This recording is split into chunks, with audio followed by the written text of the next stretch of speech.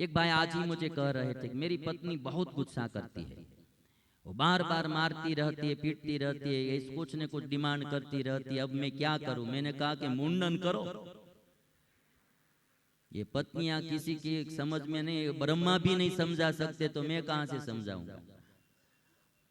तो पत्नियों को भी थोड़ा सोचना चाहिए कि अपने पति के अनुकूल रहे, अपने पति के अनुकूल थोड़ा रहना चाहिए। बार बार पति से झगड़ा करते रहना, भांति भांति की डिमांडें करता रहना, वो अच्छी बात नहीं है। आप भी उनके पार्टनर है, उनके मित्र है। पति की परिस्थिति को भी समझना चाहिए, वो संकट में है, मुश्किल में है, वो भी समझना चाहिए। एक सास थी ना, तो उनको 3 जमाई थे, दामाद, 3 दामाद थे। तो आजकल मैं देखता हूं संसार में कि बहुत से पति पत्नियों से ऊब गए, थक गए।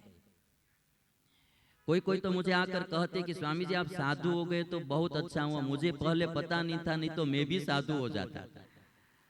ऐसा बोलते हैं कोई कोई लोग, पत्नियों से ही परेशान हो गए हैं लोग।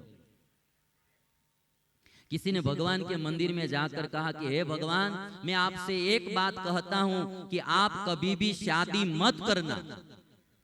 एक भाई भगवान के मंदिर में जाकर भगवान से बोल रहे थे कि हे भगवान, आप कभी भी शादी मत करना। यदि हम दुखी होंगे तो आपके पास आएंगे, आप दुखी होंगे तो कहां जाएंगे।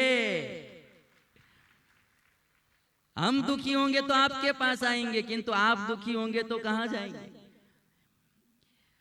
तो पति अपनी पत्नी से बहुत परेशान था, और वो पत्नी जो थी उसको 3 दामाद थे, 3 जमाई थे।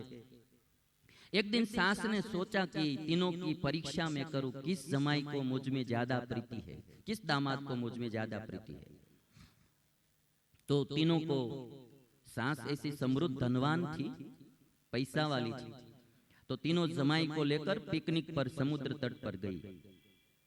और सब स्नान करने के लिए गए तो सास ने डूबने की एक्टिंग की, डूबती नहीं थी किंतु डूबने की एक्टिंग की।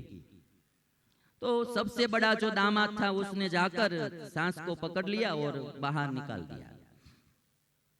तो सास ने एक 4 व्हील मारुति कार उसको भेंट में दी। 3-4 लाख की मारुति कार जो आती वो भेंट में दी, और पीछे लिखा था कि सास की ओर से दामाद को सप्रेम भेंट। सास की ओर से दामाद को सप्रेम भेंट। अब 2 बाकी रहे दामाद। थोड़े दिन बाद फिर पिकनिक पर गए और वही समुद्र पर गए। सास स्नान करने गई, डूबने की एक्टिंग करने लगी। तो बीच वाला जो था दामाद, उसने जाकर सास को बचा ली। तो उसको भी एक 4 व्हील कार भेंट में दी, और पीछे लिखा कार के पीछे कि सास की ओर से दामाद को सप्रेम भेंट। अब सास ने सोचा कि अब तीसरी बार जाते और देखते छोटे दामाद को मुझ में प्रीति है या नहीं। तो गए, तो बस सेम क्रम था। स्नान करने गई सास और डूबने लगी, एक्टिंग करने लगी। तो बड़े वाले 2 दामादों ने कहा कि भाई देखिए, हमने बचाई तो हम 4 व्हील कार वाले हो गए, आप अब जाकर बचा लो तो आपको भी 4 व्हील गाड़ी हो जाए, एक गाड़ी हो जाए 4 व्हील। तो छोटा ने सोचा कि ठीक है जाता हूँ। गया, जाकर सास का गला पकड़कर समुद्र में डुबो दी सास को। ये बार बार एक्टिंग कर रही है, मरती नहीं है, वो डूबने की एक्टिंग ही करती रहती है, तो गला पकड़कर डुबो दिया। यह समाचार जब उसके ससुर को चला और जब ये दामाद घर गया तो उस छोटे दामाद के घर में मर्सिडीज गाड़ी पड़ी थी और पीछे लिखा था कि ससुर की ओर से सप्रेम भेंट।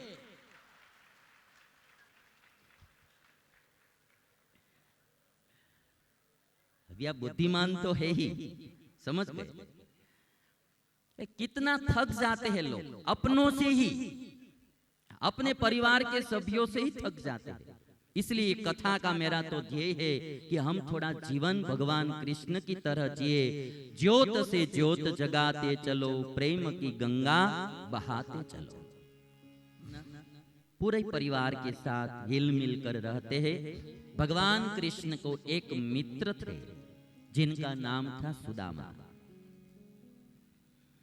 गुजरात के पोरबंदर शहर में ये सुदामा रहते थे। महात्मा गांधी जी का जो जन्म स्थान है पोरबंदर, वही पोरबंदर के ये सुदामा थे।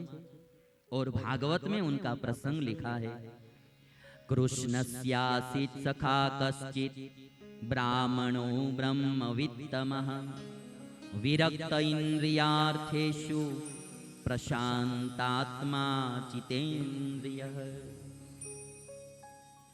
सुखदेव जी महाराज कहते हैं कि राजा परीक्षित, कृष्णस्य आसीत् सखा कश्चित्, भगवान कृष्ण को कोई एक मित्र थे, ब्राह्मणों ब्रह्मवित्तमः, और वो ब्राह्मण थे, विरक्त इंद्रियार्थेषु, दुनिया में विरक्त थे, इंद्रियार्थों में वो विरक्त थे, प्रशांत आत्मा जितेंद्रिय, बहुत शांत आत्मा था और जितेंद्रिय था। और सुदामा एकदम गरीब थे, खाने के लिए अन्न नहीं मिलता था, पहनने के लिए कोई वस्त्र नहीं मिलता था, फिर भी जीवन में संतोष बहुत था।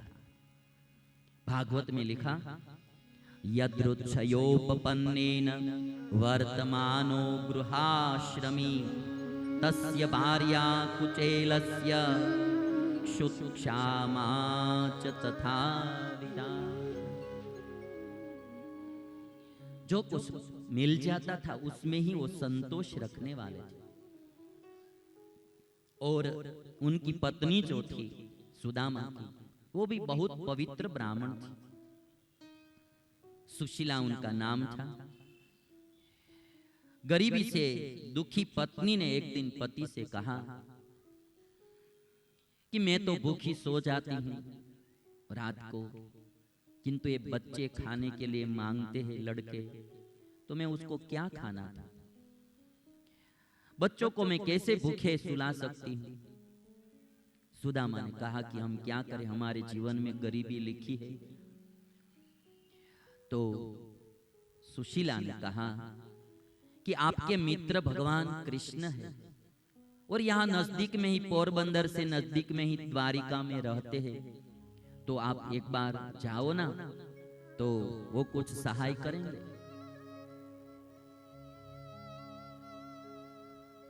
सुदामा ने कहा कि मैं भूखा मर जाऊं किंतु मांगने के लिए नहीं जाऊंगा। ये ओरिजिनल ब्राह्मण था, गरीबी बहुत थी किंतु उसकी जो आत्मा थी ना वो बहुत अमीर थी। उन्होंने कहा कि मैं मांगने के लिए नहीं जाऊंगा। सुशीला ने कहा कि आपको मांगना नहीं पड़ेगा, मैंने ऐसे सुना है कि कृष्ण तो इतने दयालु है कि कोई भाव से पुष्प भी अर्पण करते हैं ने तो भगवान उसकी झोली भर देते हैं, केवल आप जाओ। मैं मेरे दुख के लिए नहीं कह रही हूं, किंतु मेरे पुत्रों का दुख मुझसे देखा नहीं जाता है। और गरीबी का अनुभव जिसने किया होता है ना उसको ही पता होता है। गरीब का दुख सुखी समझ नहीं सकता है। और आज जिसने गरीबी का अनुभव किया है उनको पता रहता है कि गरीबी क्या चीज होती है। मैं तो श्रीमंतों से इतनी विनती करूंगा, यदि भगवान ने पैसे दिए हैं तो केवल बैंक में जमा ही मत करवाना, कोई गरीब के लिए भी उसका उपयोग करना। ऐसे ही बैंक में पड़े रह जाएंगे, कोई गरीबों को विद्याभ्यास में दीजिए। कोई गरीब है और दवाखाने में अस्पताल में के लिए जाने के लिए पैसे नहीं है तो उनको दीजिए। पैसे इकट्ठे करने से कुछ भी नहीं होता है, वो ऐसे ही पड़े रह जाएंगे। गरीबी चीज बहुत बुरी होती है। सुशीला कहती कब मैं क्या कहूं। मैंने एक प्रसंग सुना है कि एक स्कूल में बच्चे पढ़ते थे, शिक्षक बहुत दयालु था। कोई भी विद्यार्थी का जन्मदिन होता है तो शिक्षक उसका जन्मदिन स्कूल में मनाते थे। तो एक दिन एक कोई गरीब का लड़का, पिताजी पृथ्वी पर नहीं रहे, माँ विधवा थी, एक ही लड़का था, परिस्थिति बहुत गरीब थी। उस लड़के का जन्मदिन था। तो शिक्षक ने कहा कि बेटा आज तुम्हारा जन्मदिन है। तो बेटा ने जन्मदिन की बात सुन।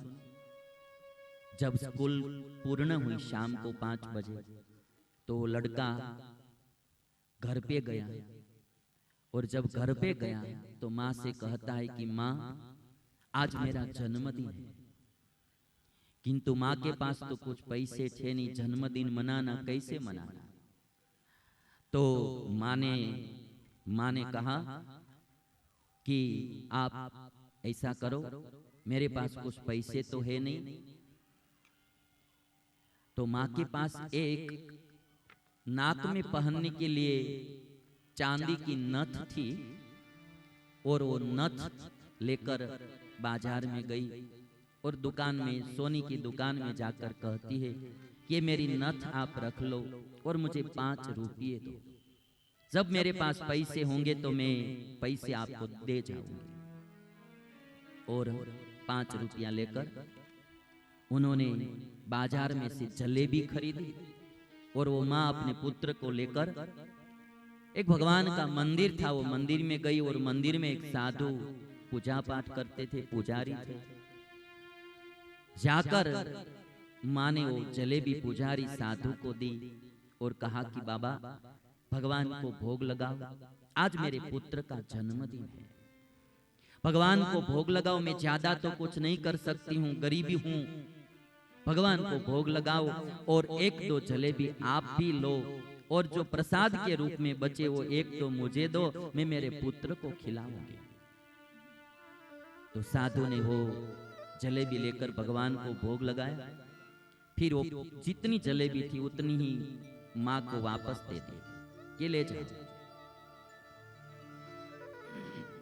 तब एक गरीब माँ ने कहा कि महात्मा जी आप थोड़ा प्रसाद लीजिए ना, आज मेरे पुत्र का जन्मदिन है, मैं संपूर्ण भोजन तो साधु को नहीं करवा सकती हूँ, कम से कम 1 जलेबी आप खाइए तो मुझे भी संतोष होगा कि मैंने मेरे पुत्र का जन्मदिन मनाया, और पुत्र के जन्मदिन पर मैंने कोई एक साधु को भोजन करवाया, और कुछ तो मैं पुण्य कार्य नहीं कर सकती।